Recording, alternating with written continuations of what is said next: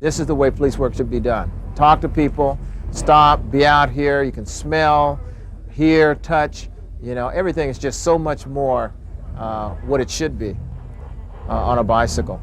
From the pulpit to the streets, two men, each in his own way, fight crime. The pastor and the policeman, next on Life and Times.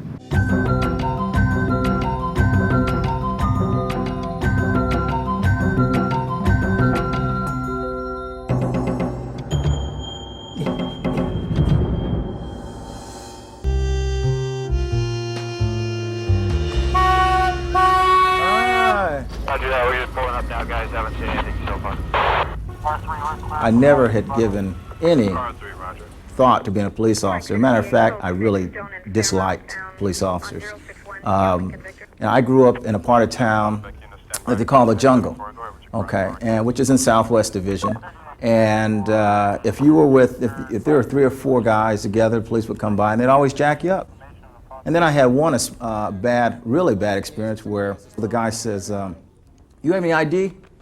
I said, "Yes, sir, I have some ID." And I reached for it. And he hit me in the stomach. I mean, just folded me over, and there I lay, and he said, "I asked you if you had ID. I didn't tell you to get it." And then he got in the car and drove away. So from that point on, I just thought they were, you know, they were pits as far as I was concerned. And during this course, we were at each other. This police officer and I, it was a sociology course, and we were talking about the police and the community and how they should interact. And I was telling him, "Yeah, you guys are this and that." And he pulled me aside after class. He said, "Hey, police officers aren't like that, really. Not all of us." He said, "There are good police officers and there are bad. And if you really want to change it, why don't you become a part of it? You can't change it from the outside. You know, they need people-oriented people." So I thought about it. That's a good idea. What about you, homie? I went to his house. Well, what would we tell you about your dress? What do you look like? Like Like what? 38th Streeter?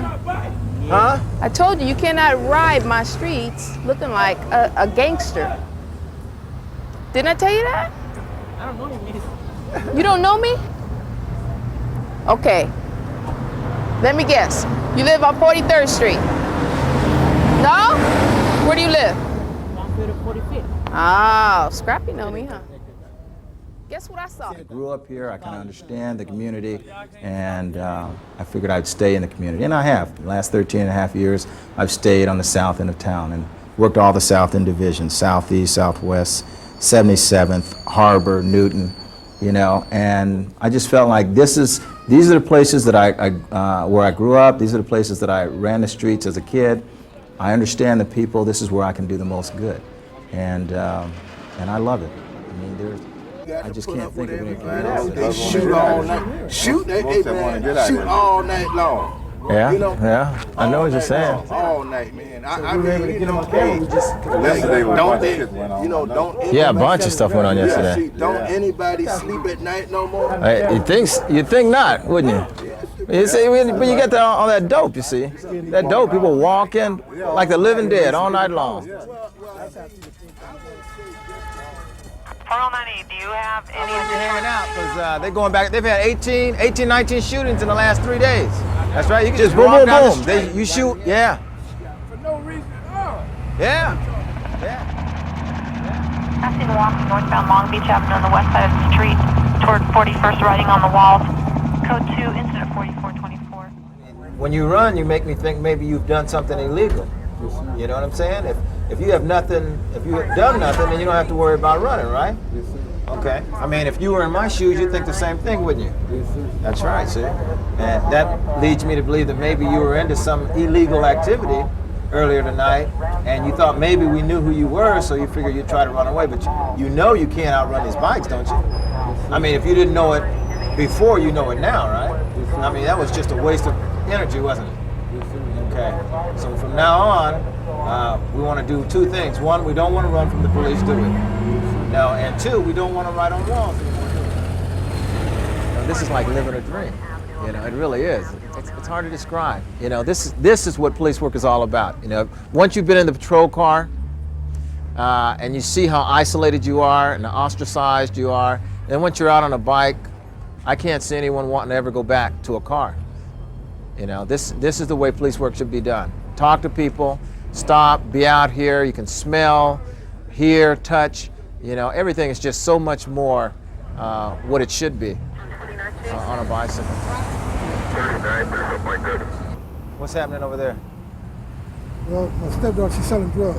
Oh, is that right? I told her mother she wasn't going to put a stop to it. I was going to talk to the police about it. Okay. What's she selling?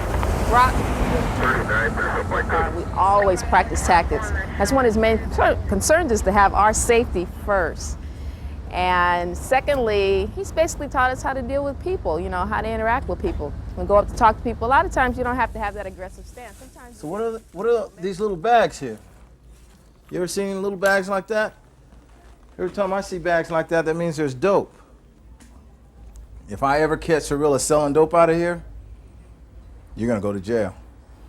Serious as a heart attack, you understand what I'm saying? So if she is dealing dope out of here, you better tell her to take it somewhere else. I'm close. I got a feeling that it's here, I just can't find it. And I walk out of here, you're probably gonna go, whew. No. But the next time, I'll find it. I'll find it next time. You don't really worry about, you know, being shot or being attacked by someone. I'm more afraid of maybe a car hitting me because he doesn't see me than being, you know, attacked by somebody on the street. That's just not a fear that, you know, I happen to have. And again, it comes from living in the neighborhood and knowing that 99% of the people here are good people, you know, and only a fraction of a percent. I was telling Danny that 4-1 in San Pedro selling dope big time. So I thought when we leave here, we'll swing down by there and see what we see. In the park? Yeah, then we can go down by the park. I mean, in the park. 4-1 in San Pedro is the park. Because we were just there. And see what they're doing there, and then we'll kind of just work our way to 5-1 in Central, since that's your favorite location. Sergeant Tate has really taught me a lot. You know, reading people, how to look at things, and, you know, just work with people and stuff. Working with gang members, everything. He knows a lot. He's taught me a lot. Back up and give him some air, people. Back up and give him some air. That's what he needs right now.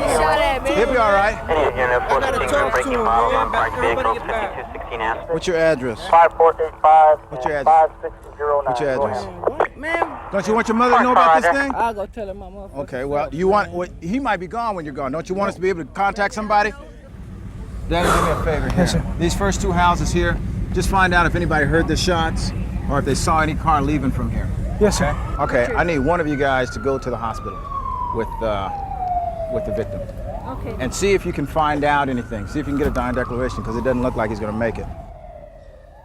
You know, I feel bad about some of the stuff that's going on, because I feel like some of these people really didn't have a chance. What I want to do at this point is make a difference with the smaller ones. The ones that are older, they're lost. But there's another generation that's coming up, and somebody's got to take it upon themselves to say, okay, you know, if I can save one person, if one kid gets out here and says, yeah, I want to be like him, or I want to be like her, then you've done something. You know, there's not a whole lot of professions where you can make that kind of difference. I really would like to see the community and police build a better relationship. We've got to build a sense of community.